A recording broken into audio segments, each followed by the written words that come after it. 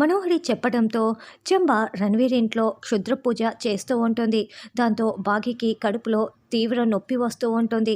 నిద్రపోతున్న బాగీకి తీవ్ర కడుపు నొప్పి రావటంతో నిద్రలోనే విలవిల్లాడిపోతూ గట్టిగా కేకలు పెడుతూ లేచి కూర్చుంటుంది.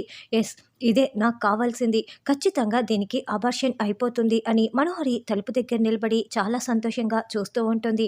అలా బాగీ కేకలు పెడుతూ లేచి కూర్చోవడంతో అమర్ పరిగెత్తుకుంటూ వచ్చి, బాగీ బాగీ ఏమైంది, ఏంటి బాగీ అలా అరిచావు, ఇదిగో వాటర్ తాగు అని ప్రేమగా వాటర్ తాగిస్తూ ఉంటాడు.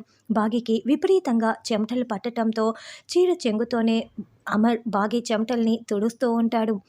ఏమైంది బాగీ, ఆర్ యు ఓకే బాగీ అని అమర్ చాలా ప్రేమగా అడుగుతూ ఉంటే, పర్లేదండి అని బాగీ కొంచెం టెన్షన్ పడుతూనే ఉంటుంది. ఇక బాగీ లేచి నడుస్తూ వెళ్తూ ఉంటుంది. అప్పుడే మనోహరి అక్కడికి కాస్త దూరంలో ఉన్న వాటర్ని చూస్తూ ఉంటుంది. అమర్ బాగీ కోసం వాటర్ తీసుకురావటానికి వెళ్ళినప్పుడు వాటర్ బాటిల్ని వంచి గ్లాస్లో పోసుకుంటూ ఉంటాడు. అప్పుడు బాటిల్లోని నీరు కాస్త అక్కడ కింద పడిపోయి ఉంటుంది.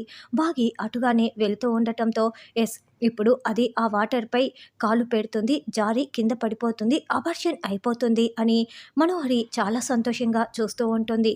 అయితే బాగీ ఎందుకు నాకు కడుపు నొప్పి వచ్చింది, ఏమైంది నాకు అని ఆలోచిస్తూ వెళ్తూ వాటర్ని చూసుకోకుండా దానిపై కాలు పెట్టేస్తుంది. దాంతో సర్రున జారి బాగీ కింద పడిపోతూ ఉంటుంది. బాగీ అంటూ అమర్ కేకలు పెడుతూ ఉంటాడు. అయితే బాగీ తన కడుపు అక్కడ ఉన్న ఆరు ఫోటో తగిలించి ఉన్న టేబుల్కి తగలకుండా రెండు చేతుల్ని కూడా అడ్డు పెట్టుకొని ఎలో స్టాండ్పై నిలబడిపోతుంది. చేతుల్ని అడ్డు పెట్టుకోకపోయి ఉంటే బాగీ కడుపు కాస్త ఆ టేబుల్ కొనలకి గుచ్చుకొని అబార్షన్ అయిపోయి ఉండేది. అప్పుడే బాగీ ఆరు ఫోటోని చూస్తూ ఉంటుంది.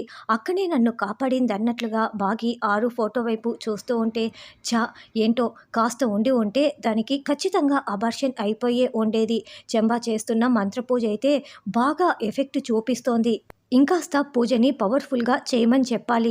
ఇప్పటికైతే ఇది తప్పించుకుంది అని మనోహరి అనుకుంటూ వెళ్తుంది.